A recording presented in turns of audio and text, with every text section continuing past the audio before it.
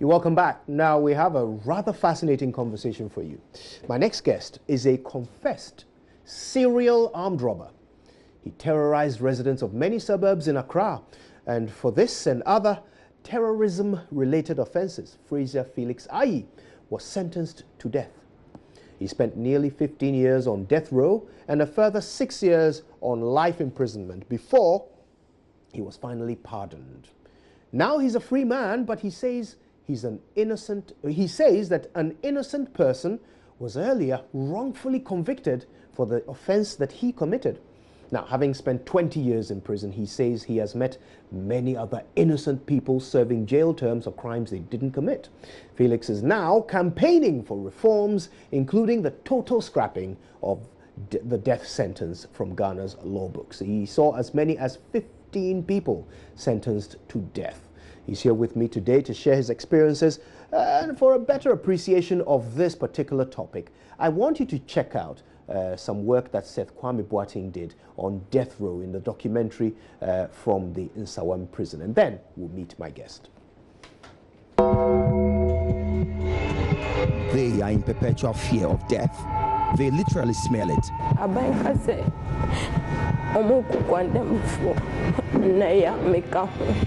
They killed and must also be killed. And the sentence for this kind of offense is that you shall be hanged till you die.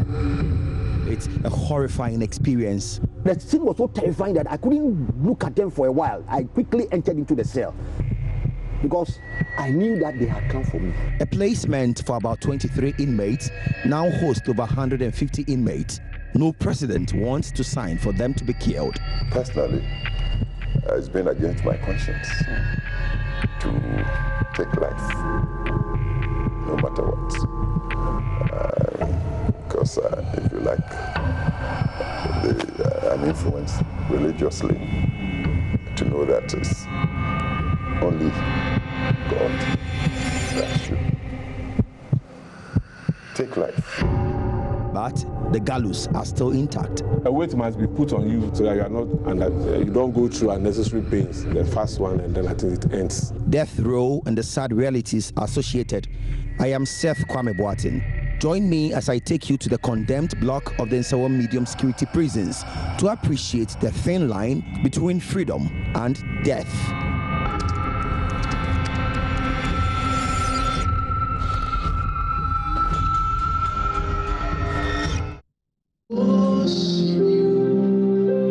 A group of prisoners with their musical instruments playing and singing gospel songs.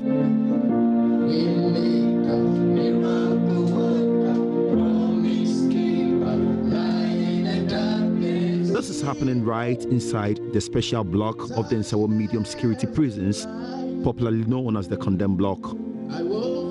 Inmates here have been sentenced to death. They are to be executed, and that can happen even in the next minute.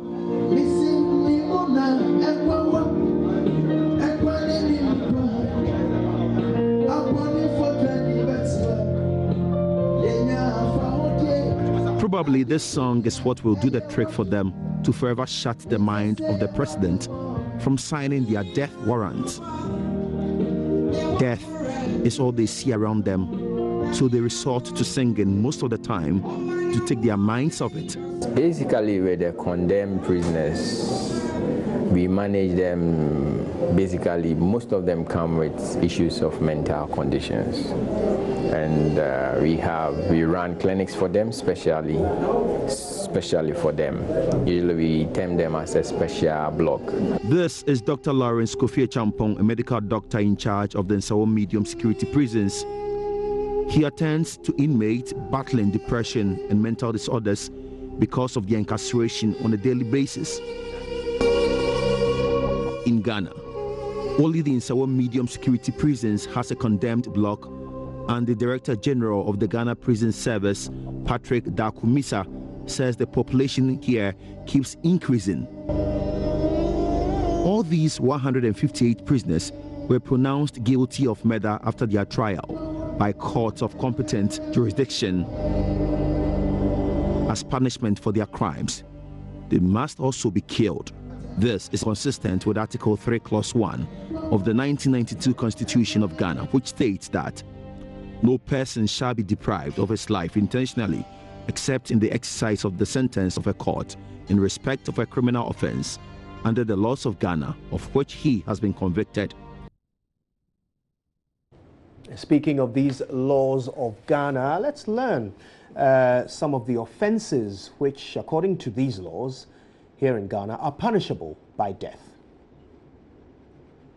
So there's murder, obviously. Treason is also punishable by death. Not forgetting war crimes, crimes against humanity and genocide. And, this might be a surprise, smuggling is also punishable by death here in Ghana.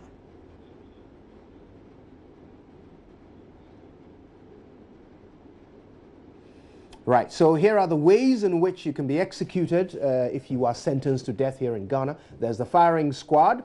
The last time that happened in Ghana was in 1993, quite a while back, first year of our Fourth Republic, I guess. And hanging is the other way. The Criminal Code states that hanging may be used as a method of execution as well. Right, so we're about to meet my guest, and this is his rap sheet. Here are the things he was accused and convicted of doing: robbery and several others. But I think it's better we learn from the man himself. He's right here with me, Mr. Fraser Felix Aye, campaigning for the scrapping of the death penalty. Let's get to know him. Good afternoon. Thank you Good for afternoon. your time. Now, Mr. Aye, I'm fascinated by your story. You spent 20 years in jail and then you were pardoned. Yes. But you were guilty of what you were tried for. Yeah, I'm guilty of it. Right. Tell me what you were found guilty of. Okay, you know, really I robbed many people in Accra here. And even I've traveled to Nigeria. I robbed in Nigeria. I robbed in Benin, that's Cotonou, before coming back to Ghana again to come and commit the crime. And after committing the crime, I went back to that's Germany. In Germany, I came back. Some of my friends were arrested. So my name was mentioned in the crime. So I was sentenced to death in absentia. From there, I went back to Togo. I was in Togo. And I met Prince Johnson also in Togo. I met some of the dissidents in Togo. So I became close with Prince Johnson. So we planned to go to Liberia and we overthrow President Doe. And we have one friend in Ghana here called Prosper Chikata. So we sent him to Liberia, and he went and betrayed Prince Johnson in Liberia.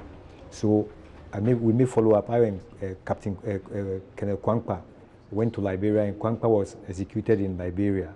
So I ran and came back to Ghana. I went to France. I was in France when I had a call, and I came back. So when I came back, the Olympio family in Togo, they want to overthrow Yadema. So I joined them. I collected money. So we started planting bomb in Togo. So my name was mentioned again, so I have to find my way, and I changed my passport. So I was using Benin passport as Felix Vieira. And in that case too, I came back to Ghana again to commit crime again, and I escaped. And Prince Johnson was arrested in Togo. So I went to the United Nations office because I haven't got attestation because I'm a criminal, so I can't register as a refugee. So I went to Togo again, and I saw Prince Johnson's wife. So we went to the United Nations office. So we talked to them, and they went in for Prince Johnson. So after releasing Prince Johnson, I smuggled Prince Johnson to Ghana here. So we are staying at this Adabraka here, Chichiria Hotel. That's where we are lodging. So I went back to Togo again. Then I met Captain Ampofo and the others. So we planned to come and overthrow that's PNDC government. So I was the liaison officer. I used to go around where the Mount barrier in Ghana here. So I started from, that's 37, Bombaria, Jerusalem Gate, Adenta barrier, Kaswa barrier. So I had where the ammo cars, so I took the names there again. So when I came back to Ghana, then I was arrested in a robbery case again. But I've robbed so many people before I was sentenced to death by shooting by firing squad. Why? I mean, what is it that attracted you to this life of violence and overthrowing governments? And I mean, it seemed like you just wanted to be involved in violence all the time. Oh, when I was in Ghana, though my father is well to do, but because of this freaking, by that time to KTK was raining at Usuari, Kondola and the others. So I have no money, so I have to be stealing from the house. And I said, no, I should not steal from the house. So I came on the street, and I started stealing small. Then I met a friend and he said, look, this can never help you. The robbing can help you. Then I said, what is robbing? Then he said, oh, you have to know. Then Daddy got to know this, so I was flying to Spain. In Spain, I started reading this magazine, watching films. Then I came across this robbery and all those things. So I came back to Ghana and said, no, we have to practice it. So we put the robbery into practice. Well, the business is fetching money, so I have to... So it was mainly for money? Yeah, for money, for disco, nightclubs and the others. But the acts of violence, were you enjoying those as well? Yes, I was enjoying it. Because those days I thought when you rob somebody, it's God who gives you the chance to rob the person. And when I'm reading the Bible, it's like I'm reading graphic or some magazine. But later when I get to the prison, before I got to know that all what I'm doing is wrong. Did you ever kill anyone? No, I've never killed before. Okay. Now, I just need to let you know that at some point we're expecting the governor of the Bank of Ghana to address the media on the situation with the banks and the increase in the minimum capital requirement and the bailout that the government has announced. So we will be interrupting at some point if that particular event begins. So stay with us for that. But back to this fascinating conversation with Felix. And so this life of violence, robbing, and then, working with others to overthrow governments, not just your own, but other governments. Why did you even care what was happening in Benin or... When I was put on wanted list now, I'm not free in Ghana here.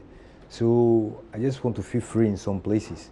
So that's why I got close to Prince Johnson, and he said when we fight in Liberia, he'll help us to come and fight in Ghana too. Right. So I'll be free in Ghana.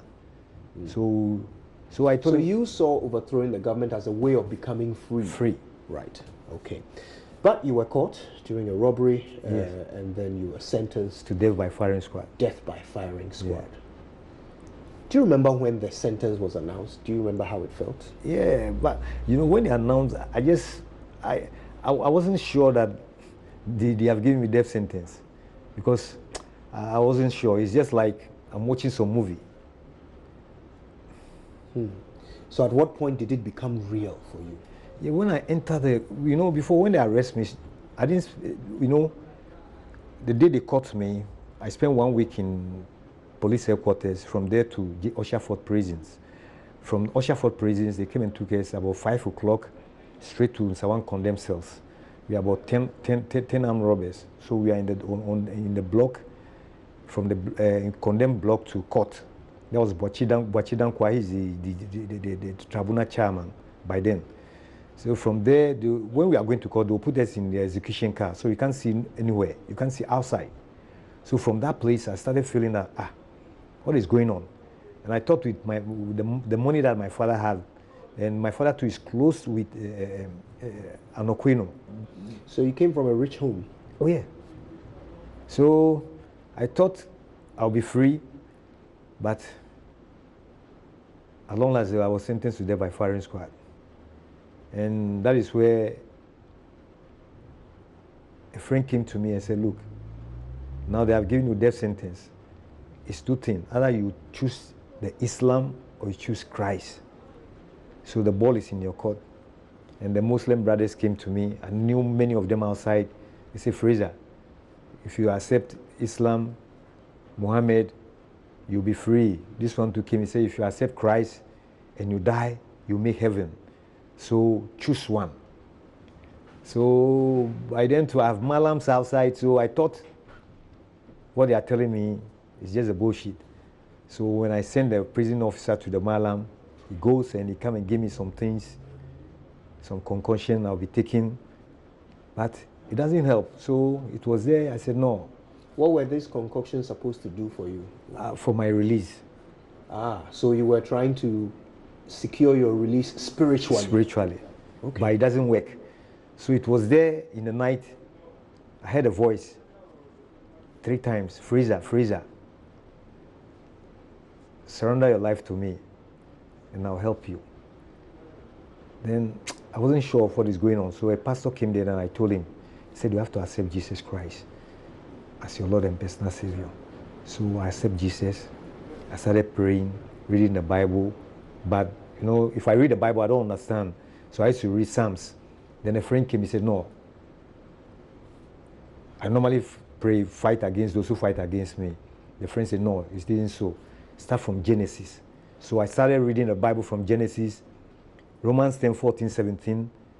That's where I had a call of God. And I said, no, I have to surrender totally. Then I surrender my life. Me fasting 3 days, dry food. We don't go with food. We don't drink water for 3 days. Then all my prayers, God should forgive me all my sin. And I know I've sinned against heaven and earth. I've sinned against my fellow man. I've robbed people. I've taken their belongings, things that didn't belong to me. So God should forgive me. And if I die, I'll make heaven. Now you were in the condemned cells, or you were on death row for almost 15 years, so 14 years and some months. I mean, we have some visuals of death row, but you know, while we are looking at these visuals, tell us, what is it like? What are the conditions? What does it feel like in that place? You know, the condemned cell is not easy. Normally, I used to tell people that prison is not a place for we human beings to be, or prison is a place of reformation, but now the prison is a place of deformation. Do you understand? Why am I saying so? I saw some pictures, I know them, they came and met me in the prison, like David Agudu, G-Man. He came and met me. We are all in the same prayer group. In the condemned cells, they open at 6 o'clock in the morning. You wash your face, you ease your toilet pot, you come back inside again. 7 o'clock, they give us porridge, 1 cup, everybody. You go back to your cell.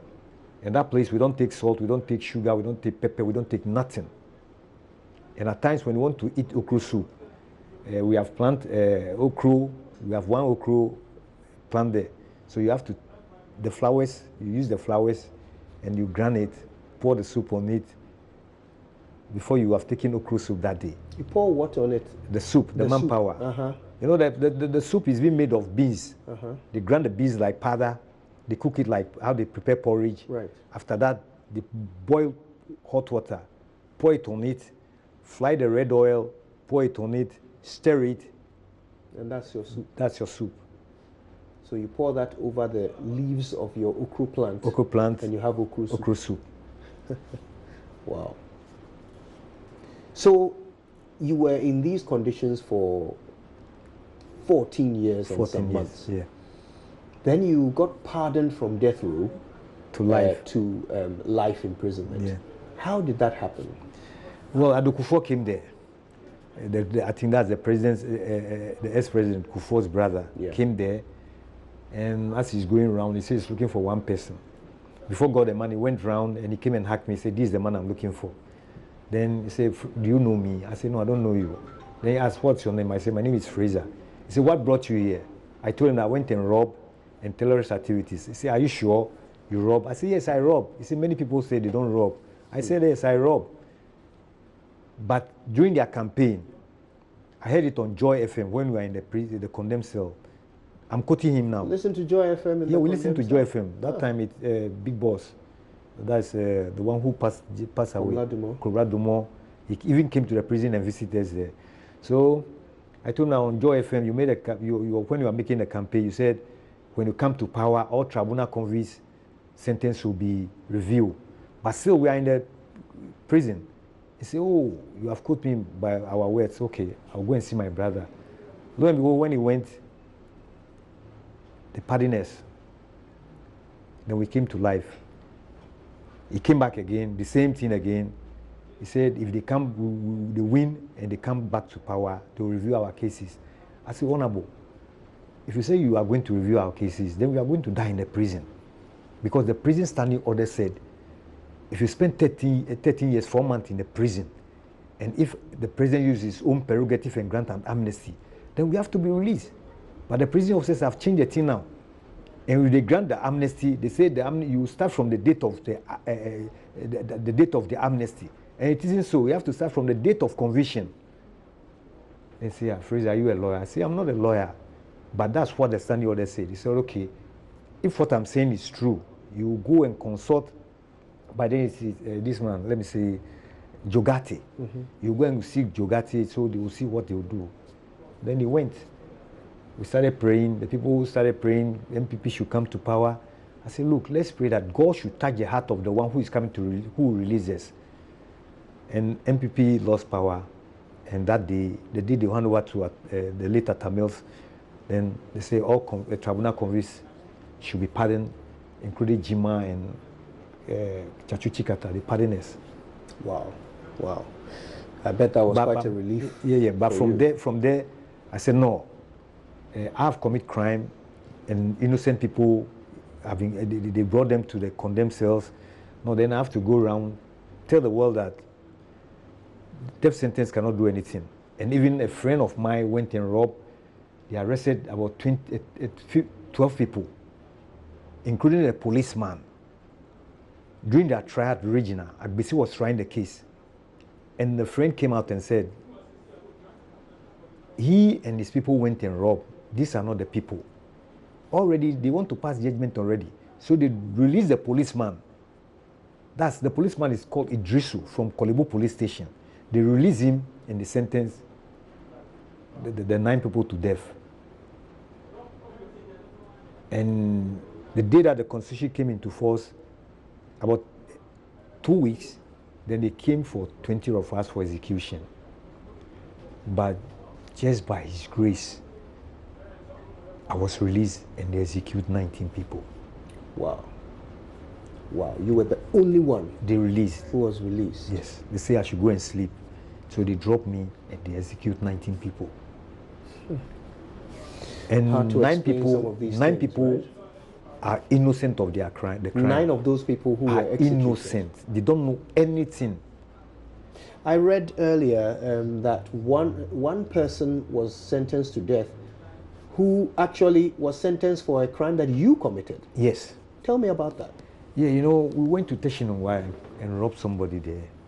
We are in Navy uniform and military uniform. You know, those days, because of the curfew, the revolution time, so we went and robbed the person. Later on, they caught about 3 of them and they sentenced 2.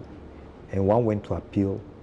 No, the 2 of them went to appeal and 1 was released and they dismissed 1. So I went to them when I was caught and sentenced to death. So I went there. As we are praying, you confess your sin. So we, those who from Accra, we gather ourselves. Those from Kumasi, they gather here. So one of them said, he's from Teshin. Then I said, boy, what's your name? He said, my name is C.B. Marty, Clement Boy Marty. I said, oh, fine. But what brought you here?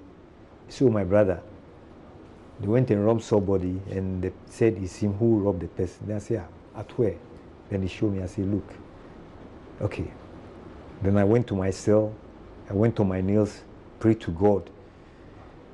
That. So the incident he described to you, yeah, it was an incident that you committed. And my friend committed. So I said, no, God, this can't happen. I'm on death row, and today they can take me for execution. And I don't want to die with somebody, innocent person. So I will approach the brother and tell him that it's me who committed the crime. But God should touch the heart of the friend. I made fast. I did fasting. I consulted my friend called Raymond Akushokan. He's a commando. I consulted him. I said, this is what I'm going to do. He said, look, what you are going to do you know the consequences of what you are going to do? They will execute you. But if you are ready for it, and you say you have repented from the sin, then you can go on. Then I went and called the brother. I said, look, it's me who committed a crime. But you should book complaint to the authorities, and then they can come. I'll tell them that, look, brother, it's me who did this. So the friend book, the civil matter book a complaint. They came in and I said, yes, it's me who did it. Then the prison officer said, do you know if they take this thing to the authorities, do you know what will happen? Then I said, look, if they, I want to make heaven. So if I confess my sin and I tell them the truth, that it's me who commit this crime, it's better for me than to keep it and die. Then the man said, okay. Then they said we should write statement, we write, and they took it away. We were there, not quite long. Then he came and called the guy that they have pardoned him. He went to the yard. So he was in the yard. He came and visited me. He said, look, if I go, I'll bring you fly fish, pepper. No, we don't take pepper there. I'll bring you fly fish, sugar. I said, look, my brother, I'm not for this. If you come, it's fine. It's me who made it. It's my fault or my crime that brought you here. So we should let that go. And he kept long in the yard, and later on they released him. And when I came outside, I went to him, I talked to him, we shook hands. You're friends now? Yeah, oh, he's my friend. So now you want to campaign against the death penalty? The death penalty. To be honest, no president has actually ordered an execution in decades. Yeah. And that, some people interpret that to mean that as a nation we don't really have an appetite for, actually executing people. But you want it to be removed from the books entirely. Yes. Tell me why you are on this campaign. Yeah, the reason why I'm on this campaign, I've been there before, and I've seen innocent people executed, and we, those who committed a crime, today we are outside. And I don't see no sense in it. Do you feel guilty? Do you wish you were still back in there being punished for your crimes? Well, I've accepted Christ now, and Christ has forgiven me. So what I'm doing now, I'm winning souls for Christ. I church at Royal House. I went to Bible school there for 1 year. After finishing, the man of God, that's Reverend Sam Kwanchiankra, from a school, that School of Restoration. So I am the head there, but now they have changed me, different person is there. But I still go around, even the ghetto, telling people that, look, crime doesn't pay. There's weed smoking, drugs, cocaine, all should stop. Because I've been in drugs before, I've shot before, I've carried drugs out of the country to so many countries. But today I say, no, we have to change from that. So you believe you are actually serving a better purpose outside of prison than if you were still back there being punished? Yes. But tell me about why you want the death penalty to be removed. Yeah. What I'm saying is, that's why I keep on saying again that innocent people have been, or wrong people have been in the condemned cell, and they have killed wrong people. They have executed many of them. Look, somebody like Vincent Kofi Aivo, Kojo Akun, Niadu, that's Ali. Many of them, I can't name them. How do you know that these people were innocent? That's why I'm telling you that my friends went and committed a crime, and those people were arrested wrongly. Do you understand? Then me, Fraser, as I'm sitting down here, I've committed a crime, and innocent person was sent to the someone condemned cells. So I know it. I'm from the water, the river, and I know how deep the river is. So as I'm telling you now, I've experienced more. How are you going about your campaign? Yeah, I used to go to stations, radio station to radio, to hear, churches, telling them that, look, the other time I went to the Human Rights Office there, I saw the PRO, I talked to him, he said I should go and put it in writing, and if they want a platform or somewhere, they will call me, give me to talk about removing this thing. But I told him that, look, going to write is not necessary, you see now, because I know many of us who came from the Nsawan prison, they are feeling shame, they are ashamed of their crime, to come on air, to tell people that, look, I did this, so stop, change, or this doesn't work, but they are not doing it. As I'm telling you now, there's somebody in Nsawan who have served 45 years, and he's still there. And he's innocent? Yes. Wow. He's still there. My time like this, when they arrest you as armed robber, if you are innocent, they just make line. They can give you a dress that way. Then they go and tell the complainant that look, the man is wearing a chain and a black, this thing white spotted in. If you go point him. Wow. So the police do this? Yeah, they do this. In front of me, they do it. So they'll say Shomuye. So when the person reach there, they will say Shomuye, Shomuye. Then they are giving you signal that point that man. You see now. Wow. Yeah. So what is the message that you want to send? Actually, I'm told that we might be able to go to the Bank of Ghana. Mm-hmm. Yeah, are they ready now, or do we have?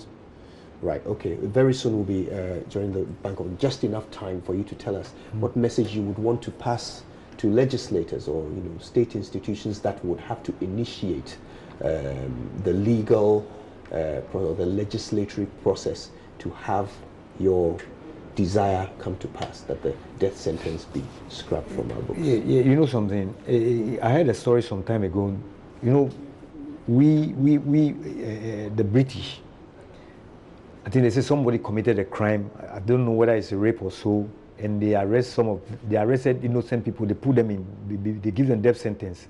As they were on death row, the same person who committed a crime first went and committed another crime again. After committing that crime, when they took him to court, they said, "Oh, even I did this the first time." Then the British Queen said, "No." So they released those people and they abolished death sentence. But we are in Africa now. Many people have been executed wrongly, and they are innocent people. I think you understand me. They are innocent, totally innocent. That's why I use myself as an example.